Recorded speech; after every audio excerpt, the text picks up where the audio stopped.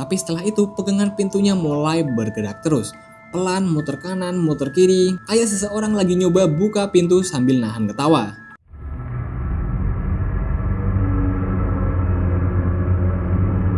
Nah sebelumnya, hai, kenalin nama gue Franky. Jadi hari ini gue bakal nyeritain satu kos angker yang harganya tuh murah, tapi banyak kisah mistisnya pas malam hari. Jujur gue nginep di situ aja sehari mungkin kena mental sih, karena emang saking seremnya. Dan katanya semua penghuni kos dilarang keluar malam di atas jam 12. Nah tapi sebelum lanjut, gue di sini bukan siapa-siapa tanpa dukungan kalian. Dengan kalian menekan tombol subscribe dan like channel ini, kalian sudah sangat membantu sekali untuk perkembangan channel ini. Kalau udah hantam tombolnya, yuk kita lanjut ke ceritanya. Nah, kita sebut saja namanya tuh Asep ya. Semua ini dimulai waktu Asep pindah ke sebuah kos di daerah pinggiran kota. Awalnya tuh biasa aja. Nah, gue di sini nggak bisa nyebut kotanya ya. Asep ini memang lagi nyari kos murah karena tempat kerja barunya itu lumayan jauh dari rumahnya. Dan budgetnya waktu itu cuma pas-pasan doang. Dan anehnya, setiap kali dia nemu kos yang harganya masuk akal, kamarnya itu selalu penuh. Sampai akhirnya dia nemu satu postingan di Facebook. Isinya tuh simpel banget. Kos AC, kamar mandi dalam, bulanan cuma 500.000. Cuma itu nggak ada foto, nggak ada review, nggak ada nama kos yang jelas juga. Ya tapi karena murah banget, dia langsung chat nomor yang ada di postingan itu. Yang balas itu seorang ibu-ibu, bahasanya tuh singkat banget. Kalau serius, tinggal datang aja, kamarnya tinggal dikit ini. Nah dari situ sebenarnya tuh udah agak aneh ya. Karena pas dia tanya lokasi lengkapnya, ibu itu cuma ngirim Sherlock tanpa banyak ngomong lagi. Nah sore harinya dia langsung berangkat dan makin lama perjalanan makin sepi daerahnya. Gangnya kecil, lampu jalan jarang, beberapa rumah bahkan kelihatan kosong. Sampai akhirnya dia nyampe di depan bangunan kos itu.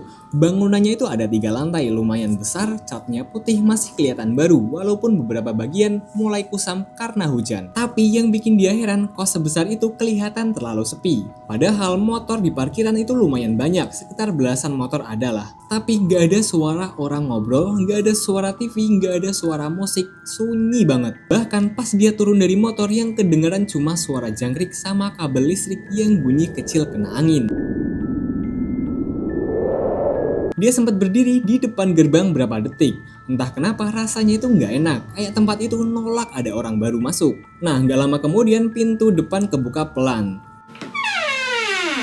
Keluar seorang ibu-ibu tua, badannya kurus, rambutnya sebagian putih, mukanya juga datar banget. Ibu itu cuma natap dia beberapa detik sebelum akhirnya dia ngomong. Yang chat tadi ya? Nah si Asep ini pun ngangguk. Iya bu, kata Asep. Ibu itu nggak senyum sama sekali, cuma nyuruh dia masuk. Dan begitu dia masuk, perasaan aneh tadi malah makin kuat. Lorong kosnya panjang banget, lampunya putih terang, tapi entah kenapa suasananya tetap suram. Kayak terlalu dingin kayak gitu. Padahal AC lorong itu nggak ada. Yang bikin makin aneh, beberapa pintu kamar kelihatan kebuka sedikit. Tapi pas dia lewat, pelan-pelan pintunya itu nutup sendiri. Nah kayak orang di dalam itu lagi ngintip dia. Dia sempat noleh ke belakang tapi nggak ada siapa-siapa. Nah ibu kos tadi masih jalan pelan ya di depan sambil bawa gantungan kunci. Nggak lama mereka berhenti di kamar lantai 2 paling ujung. Si ibu ini pun ngomong, ini kamarnya nak. Nah pas dibuka kamarnya tuh AC-nya tuh bagus. Kasurnya baru, AC-nya dingin, kamar mandi bersih. Dan buat harga 500.000 itu murah banget sih. Dia bahkan sempat mikir, ini ibu kos dapat uang dari mana ya? Nah sambil cek kamar dia iseng nanya kayak gini. Bu, ini kok murah banget dia? Ibu kos diam dulu beberapa detik, lama banget sampai akhirnya jawab pelan. Biar cepet penuh aja. Jawabnya bikin dia agak bingung, tapi dia nggak terlalu mikirin sih, karena jujur aja dia emang lagi butuh tempat tinggal yang cepat. Nah akhirnya dia bayar langsung 1 bulan. Sebelum pergi, ibu kos sempat berhenti dulu di depan pintu kamar dia. Terus ngomong tanpa natap dia. Kalau malam jangan keluar malam ya. Nah si Asep ini pun cuma jawab, siap bu. Tapi ibu kos lanjut ngomong lagi pelan. Dan kali ini nadanya itu serius. Jam 12 malam ke atas jangan buka pintu kamar. Seketika suasana jadi aneh. Dia kira ibu kos ini lagi bercanda. Tapi muka ibu kos ini serius banget. Gak ada senyum sedikit pun. Kalau dengar suara apapun diem aja. Nah itu kata ibu kosnya. Habis ngomong itu ibu kos langsung pergi. Nah si Asep ini berdiri sambil bengong. Jujur aja ya, itu aturan paling aneh yang pernah Asep dengar. Nah malamnya dia mulai beres-beres barang. Sekitar jam 9 suasana kos masih normal. Kadang ada suara shower, suara orang jalan di lorong, ada yang ketawa kecil dari lantai bawah. Nah, si Asep ini mulai ngerasa mungkin tadi cuma aturan biasa. Sampai sekitar jam 10 malam, tiba-tiba semua berubah pelan-pelan. Suara orang mulai hilang satu persatu, kayak semua penghuni masuk kamar secara bersamaan. Dan anehnya nggak ada satupun yang keluar lagi. Nah, jam 11 malam lorong udah mulai sepi total. Padahal biasanya anak kos justru baru mulai rame jam segituannya, jam 10 sampai jam 11 itu biasanya mulai rame-ramenya.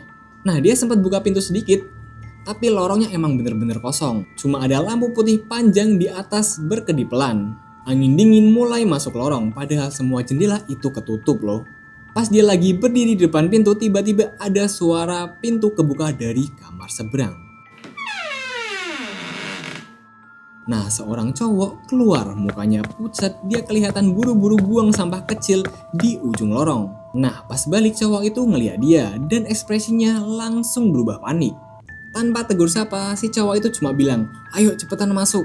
Nah, si Asep ini bingung. Dia cuma, "Hah?" Kayak gitu doang. Nah, cowok itu ngomong lebih pelan sekarang. "Ayo cepetan masuk." Kayak takut didengar sesuatu gitu. Kalau belum jam 12 sih masih nggak apa-apa. Nanti kalau udah jangan buka pintu. Belum sempet Asep nanya apa-apa, cowok itu langsung masuk kamar lagi dan kunci pintunya. Nah, suasananya mulai sunyi lagi. Jujur, mulai situ dia udah ngerasa ada yang nggak beres nih. Tapi dia masih berusaha berpikir positif. Mungkin penghuni sini emang aneh, atau mungkin ibu kosnya lagi strike. Nah, sekitar jam 11.40 dia lagi main HP sambil rebahan. Tiba-tiba grup WhatsApp penghuni kos bunyi. Nah, nama grupnya itu Kos Melati lantai 2 dan 3 ya. Dan pesan dari ibu kos itu masuk. Semua penghuni harap tetap di kamar masing-masing. Jangan keluar sampai jam 4 pagi. Nah, nggak lama kemudian pesan kedua juga masuk. Kalau mendengar ketukan, tolong abaikan. Nah, si Asep ini langsung duduk merinding kecil ya, karena cara nulisnya itu aneh banget, bukan kayak bercanda, dan yang bikin makin serem, nggak ada satupun penghuni yang nanya apa-apa. Mereka cuma bales, "Siap bu, baik bu, iya bu." Kayak hal kayak gini itu udah biasa banget di kos mereka. Jam di HP dia nunjukin jam 11:58. Entah kenapa dadanya mulai nggak enak. Perasaan pengen keluar dari kos itu tiba-tiba muncul kuat banget. Tapi sebelum dia sempat mikir lebih jauh, semua lampu lorong mendadak mati. Gelap, cuma nyisain lampu kecil kuning di lorong. AC kamar tiba-tiba terasa dingin banget. Dan tepat di jam 12 malam, ada suara dari luar kamarnya. Pelan kayak sesuatu jatuh itu, dia langsung diam beberapa detik sunyi. Lalu, kayak ada orang yang jalan sambil nyeret kaki. Pelan banget suara itu mulai mendekat dari ujung lorong. Asep ini bisa dengar jelas suara itu lewat depan kamar-kamar lain. Tapi anehnya nggak ada satupun penghuni yang buka pintu. Nggak ada suara orang ngomong, semuanya mendadak hening total. Dan suara langkah itu berhenti tepat di depan kamar dia. Dadanya langsung sesek dong. Keringat dingin mulai keluar. Nggak ada suara beberapa detik sampai akhirnya satu ketukan kecil pelan banget, lalu terdengar suara perempuan tua. Nadanya tuh serak, lemah, dan dia cuma bilang, "Nak." Nah, bulu kuduknya si Asep langsung berdiri pastinya. "Tolong bukain pintunya." Nah, si Asep ini diem, gak berani jawab. Dan saat itu Asep baru sadar sesuatu. Suara perempuan itu bukan dari depan pintu, tapi kayak dari bawah, persis celah bawah pintu kamarnya. Nah, si Asep ini masih duduk kaku di pinggir kasur, matanya nggak lepas dari pintu kamar. Sementara suara perempuan tua itu masih terdengar di luar. Pelan, serak. "Nak, buka pintu sebentar aja, saya capek." Nadanya tuh lemes banget, kayak nenek-nenek yang beneran lagi minta tolong. Tapi justru itu yang bikin makin serem. Karena suara itu jelas banget, deket, terlalu deket, dan anehnya dia sama sekali gak dengar suara nafas. Gak ada suara orang geser badan, gak ada suara sendal, cuma suara ngomong kayak gitu. Nah, kayak mulut tanpa tubuh. Nah, Asep ini langsung keinget pesan ibu kos, kalau mendengar suara ketukan tolong abaikan. Nah, tangannya mulai dingin, dia buru-buru mundur menjauh dari pintu. Tapi baru beberapa langkah, tok tok tok tok. Ketukan muncul lagi, sekarang lebih jelas, dan tepatnya setelah itu terdengar suara dari kamar sebelah. Cowok yang tadi sempat negur dia, cowok itu ngomong pelan banget dari balik pintu. "Jangan dijawab." Asep langsung diem, gak berani nyaut. Cowok itu lanjut ngomong, suaranya juga gemeteran. Kalau dia tahu kita masih bangun, dia nggak bakal pergi. Tiba-tiba ada suara tangan nempel ke pintu kamar dia. Keras, dia refleks mundur. Dan beberapa detik kemudian perempuan tua itu ketawa kecil. Pelan, kering, suaranya ketawanya bikin perut mual. Karena kedengarannya itu nggak normal ya, kayak suara orang yang lagi tenggorokannya rusak. Terus ada suara gesekan dari bawah pintu, pelan kayak kuku panjang lagi nyeret lantai. Nah, si Asep ini otomatis langsung ke arah bawah pintu, dan detik itu juga nafasnya berhenti. Kayak ada bayangan hitam tipis bergerak pelan dari celah bawah pintu. Kayak ada rambut banyak banget, dia langsung nutup mulut sendiri, badan dia mulai gemeteran. Sementara suara gesekan itu makin pelan, tapi makin dekat. Grek, grek, sampai akhirnya berhenti tepat di depan pintu kamarnya. Sunyi, gak ada suara apa-apa lagi. Beberapa detik, 1 menit, masih sunyi. Dia mulai berpikir mungkin itu udah pergi. Tapi tiba-tiba, krek, pegangan pintu kamarnya bergerak pelan. Diputer dari luar sekali, pelan banget. Klik, klik. Untungnya tadi dia udah ngunci, tapi setelah itu pegangan pintunya mulai bergerak terus. Pelan, muter kanan, muter kiri, kayak seseorang lagi nyoba buka pintu sambil nahan ketawa. Keringat dingin Asep mulai makin deras, dan dari luar perempuan itu ngomong lagi. Sekarang nadanya beda, nggak lemah lagi tapi lebih berat. Masih bangun ya? Dia langsung merinding parah, karena suara itu udah bukan suara nenek tadi. Ini lebih seram, serak, kayak 2 suara numpuk jadi satu. Dia buru-buru ambil handset dan nutup kuping pakai bantal. Dia udah gak kuat dengar suara dari luar. Meskipun kupingnya itu ditutup, dia masih bisa dengar pelan, kayak suaranya itu deket banget. Buka pintunya, biar saya masuk. Nah, si Asep ini mulai panik, tangannya gemetar sampai HP-nya hampir jatuh. Dan pas dia buka grup WhatsApp kos, ternyata grupnya udah rame, banyak chat masuk. Salah satu penghuninya tuh ngetik kayak gini. Dia muter lagi malam ini. Yang lain bales, jangan ada yang keluar. Tadi dia berhenti depan kamar nomor 7. Sekarang dia di lantai 2. Nah, si Asep ini langsung lihat nomor kamarnya. Kamar nomor 8. Artinya sekarang benda itu atau makhluk itu emang lagi di depan kamar dia. Nah, tiba-tiba suara nabrak pintu keras banget. Dia refleks teriak kecil. Lampu kamar langsung kedip-kedip. Dan di saat bersamaan semua chat di grup mendadak berhenti. Gak ada yang ngetik lagi, sunyi, cuma ada suara nafas, bahkan nafas dia. Tapi dari luar pintu, berat, basah, kayak ada yang ngomong. Matanya langsung ngarah ke bawah pintu.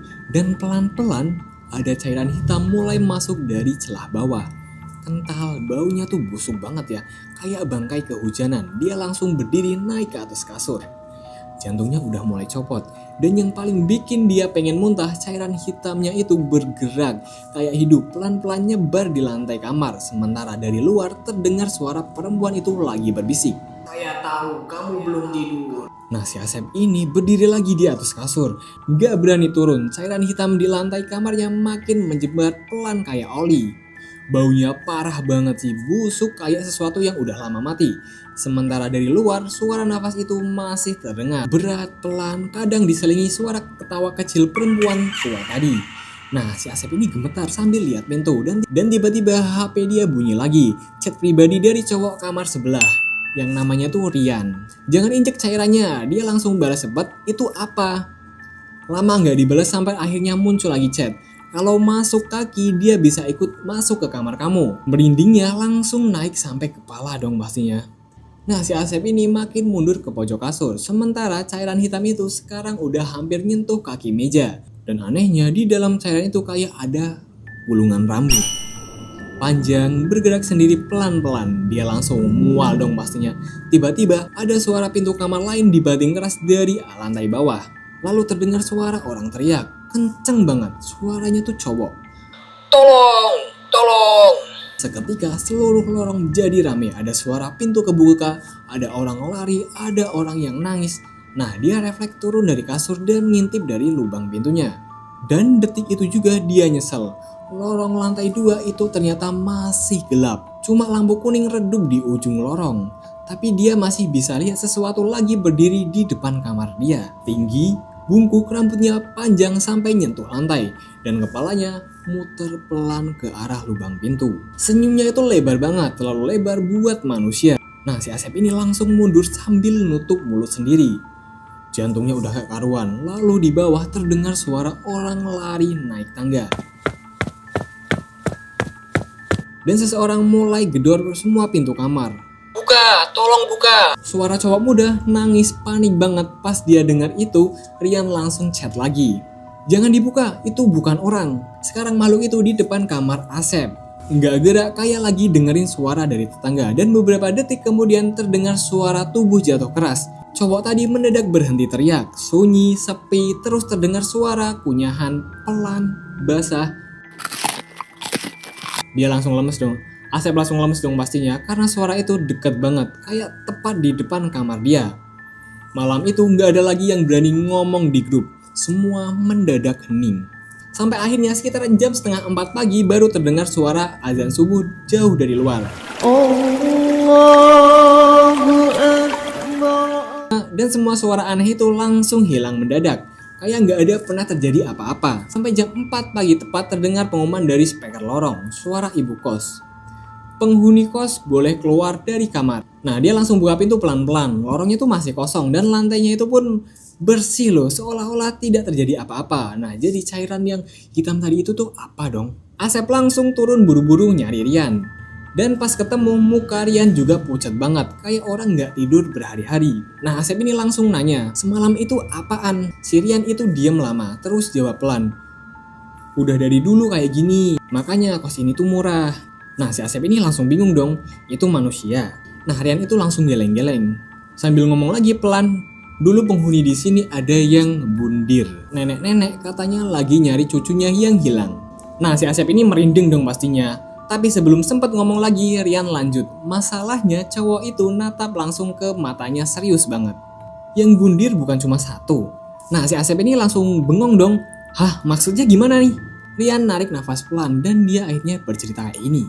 Lorong pagi itu sepi banget, beberapa penghuni kelihatan keluar kamar, tapi semuanya tuh nunduk. Gak ada yang ngobrol, gak ada yang kelihatan normal, kayak semua orang cuma bertahan hidup. Dia ngajak dia ke dapur bawah. Dan disitulah baru dia dengar cerita yang sebenarnya. Katanya dulu sebelum jadi kos, bangunan itu rumah tinggal. Yang punya adalah seorang nenek-nenek sama cucunya. Cucunya itu masih kecil, umurnya sekitar 7 tahunan. Dan sampai suatu malam cucunya itu hilang, gak pernah ketemu. Nenek itu nyari kemana-mana, sampai akhirnya nenek itu pun jadi stres. Nah, setiap malam dia keliling rumah sambil manggil cucunya. Tetangga sekitar sering dengar dia ngomong sendiri di tengah malam. Buka pintunya, nenek pulang. Sampai suatu hari nenek itu ditemukan bundir di lantai 2. Persis di kamar yang sekarang dia tempatin. Nah, si Asep ini langsung keringat dingin dong pastinya. Hah, kamar gue? Rian ini ngangguk pelan. Tapi itu belum yang paling parah kejadiannya. Katanya setelah nenek itu nggak ada, mulai banyak penghuni ngalamin hal-hal aneh. Ketukan malam hari, suara orang nyeret kaki, suara nenek manggil dari luar pintu. Awalnya cuma gangguan biasa, sampai satu malam ada penghuni yang buka pintu jam 12 malam. Nah, besok paginya orang itu hilang. Gak ada bekas, gak ada barang yang hilang, orangnya lenyap gitu aja. Dan semenjak itu, mulai banyak korban, makanya dibuat aturan semua penghuni harus di kamar sebelum jam 12 malam. Nah, si Asep ini langsung nanya dong, nah kalau keluar gimana? Rian sempat diam sebentar ya, terus jawab lagi. Biasanya orang yang keluar itu gak balik lagi. Suasananya langsung hening. Dan saat itu ibu kos muncul dari belakang mereka. Gak ada suara langkah kaki sama sekali, tahu-tahu udah berdiri di belakang mereka. Mukanya sih tetap datar ya, sambil ngomong kayak gini. Kalau mau tinggal di sini, jangan pernah buka pintu malam-malam. Nah, habis ngomong itu ibu kos langsung pergi lagi. Dan anehnya semua penghuni kos langsung pada diem. Ya kayak takut sama dia kayak gitu. Dan untuk malamnya dia mutusin buat nggak tidur. Soalnya si Asep ini penasaran, jadi Asep itu nggak tidur selama 2 hari ya. Dia tuh penasarannya tuh sebenarnya apa sih yang terjadi pada jam 12 malam. Sampai jam 11:58 semua lorong mati lagi, suasana langsung dingin. Dan tepat jam 12 malam suara langkah itu muncul lagi. Pelan muter di lorong, kali ini dia memberanikan diri ngintip dari lubang pintu. Dan yang dia lihat seketika membuat tubuhnya kaku. Di lorong bukan cuma ada nenek-nenek itu, tapi banyak puluhan orang berdiri diam sepanjang lorong. Mukanya tuh pucat, basah, mereka tatapannya tuh kosong. Dan semuanya nunduk ke arah pintu kamar masing-masing, kayak lagi dengar sesuatu. Terus satu persatu mereka mulai mukul pintu. Secara bebarengan, pelan, dan di tengah lorong nenek itu berdiri sambil senyum. Tapi sekarang Asep mulai sadar sesuatu nih, makhluk itu nggak nyari cucunya, tapi dia nyari penghuni baru. Dan saat nenek itu jalan pelan melewati kamar-kamar, kepalanya mendadak berhenti tepat menghadap kamar si Asep ini. Senyumnya makin lebar, lalu perlahan makhluk itu nunjuk pintu kamarnya. Dan semua sosok di lorong itu nengok bareng ke arah kamar Asep. Ketukan pertama muncul dari pintu kamar dia, lalu kedua, ketiga, dan makin keras. Nah, yang akhirnya Asep ini mulai ketakutan banget, dia akhirnya mulai untuk tidur aja. Dan sampai paginya akhirnya si Asep ini memilih kamar yang baru. Sampai beberapa bulan kemudian, yang Asep ini udah punya cukup uang, dia mutusin untuk pindah. Ya soalnya katanya frekuensi gangguannya itu sering banget. Seminggu itu bisa 3 kali, bisa 4 kali. Wah jujur kalau gue yang tinggal di situ mungkin sehari aja gue udah kena mental sih. Nah itu dulu mungkin ya cerita horor pada malam hari ini. Thanks banget buat kalian yang sudah nonton sampai akhir. Jangan lupa tinggalkan like dan subscribe jika kalian suka cerita yang kayak ginian. Sampai bertemu lagi untuk episode atau di video berikutnya. Bye bye.